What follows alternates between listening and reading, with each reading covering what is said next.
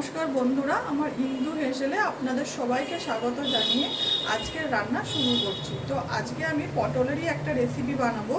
তো আমরা ফ্রিজেতে পটল আনা থাকলে পটল অনেক সময় পেকে যায়, তো আমরা বুঝতে পারি না কি যে ওই পাকা পটল দিয়ে কি রান্না করা যায়। তো চলুন আজকে ওই পাকা পটল দিয়েই একটা রেসিপি বানাবো। আর রেসিপিটার নাম হচ্ছে পাকা পটলের ভর্তা। তো চলুন, তার জন্য দেখুন আমি কড়াইয়ে জল গরম করতে দিয়েছি, জল আমার গরম হয়ে গেছে। আর এই যে পটলগুলো এই পটলগুলো আমার আধ পাকা আছে, খুব একটা বেশি পাকেনি, কিন্তু যদি পটল খুব পেকেও যায় তবুও সেই পাকা পটল দিয়েও কিন্তু এই একই রকমভাবে পটল ভর্তাটা রান্না করা যায়। তো এইভাবে আমি পটলগুলোকে কেটে নিয়েছি, ভালোভাবে পরিষ্কার করে ধুয়ে নিয়ে তারপরে পটলগুলো এইভাবে আমি কেটে নিয়েছি। এখন এই পটলগুলো আমি এই জলেতে দেবো, সেদ্ধ করতে দিয়ে দেবো পটলগুলো। ভালোভাবে পটলগুলো আমি একটু সেদ্ধ করে নেব। এবারে আমি ঢাকা দিয়ে দেবো। গ্যাসটা আমি একদম মিডিয়ামে রেখে, হাই টু মিডিয়ামে করে আমি ঢাকা দিয়ে পটলগুলো একটু সেদ্ধ করে নেব। আচ্ছা, আমি অল্প পরিমাণে একটু লবণ দেব, একটু লবণ দিয়ে দিলাম।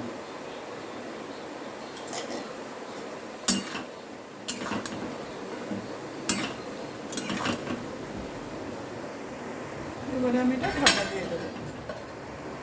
দেখুন বন্ধুরা, পটলটা আমার সেদ্ধ হয়ে গেছে। আর পটলে যে সেদ্ধ করার জন্য যে জলটা আমি দিয়েছিলাম, পরিমাণ বুঝে জলটা দিতে হবে। দেখুন জলটা কিন্তু আমার কড়াইতেই একেবারে শুকিয়ে গেছে। আমি কিন্তু জলটা একবারে কড়াইতেই শুকিয়ে নিয়েছি। এই সেই বুঝেই জলটা দিতে হবে, যে জলটা যাতে কড়াইয়ে শুকিয়ে যায় পটল সেদ্ধ হওয়ার সাথে সাথে। তো এবারে আমি পটলগুলো একটা জায়গায় তুলে নেব।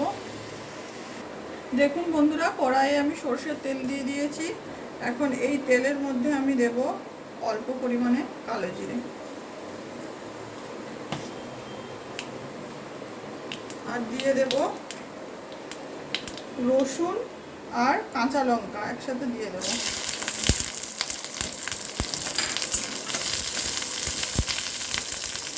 আর দিয়ে দেব পেঁয়াজ কুচি আর টমেটো কুচি।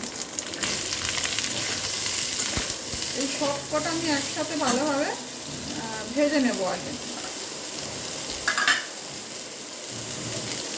আর দিয়ে দেব পরিমাণ মতো লবণ, দিয়ে দেব।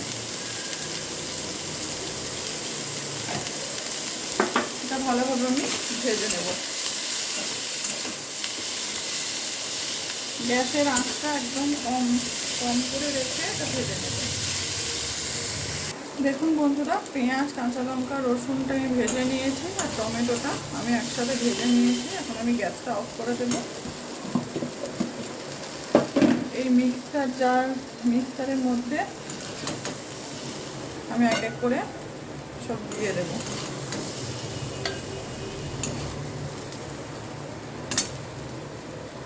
আর দিয়ে দেব পটল সেদ্ধগুলো।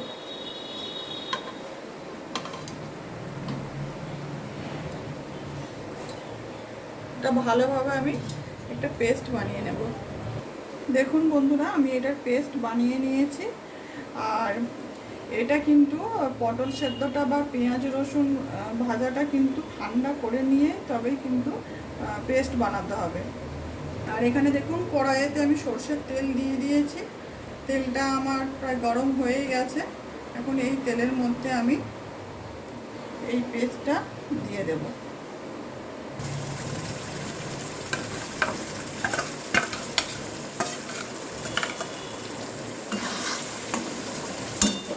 আঁচটা কমিয়ে দিতে হবে, কম আঁচে কিন্তু আস্তে আস্তে করে ভালো করে ভেজে নিতে হবে।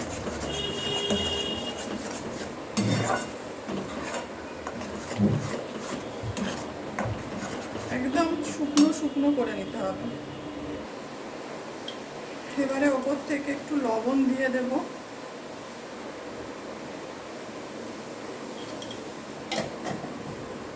লবণের পরিমাণটা বুঝে দিতে হবে, কারণ পটল সেদ্ধ করার সময়তেও লবণ দেওয়া হয়েছিল, আবার পেঁয়াজ রসুন ভাজার সময়তেও কিন্তু লবণ দেওয়া হয়েছিল।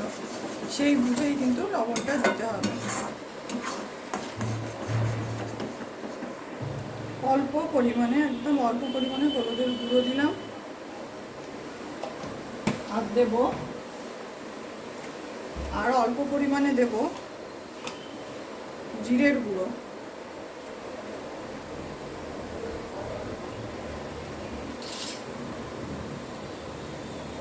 জিরের গুঁড়ো দিয়ে দিলাম।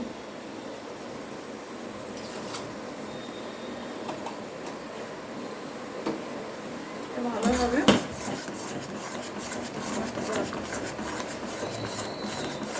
একদম জলটাকে শুকনো করে নিতে হবে।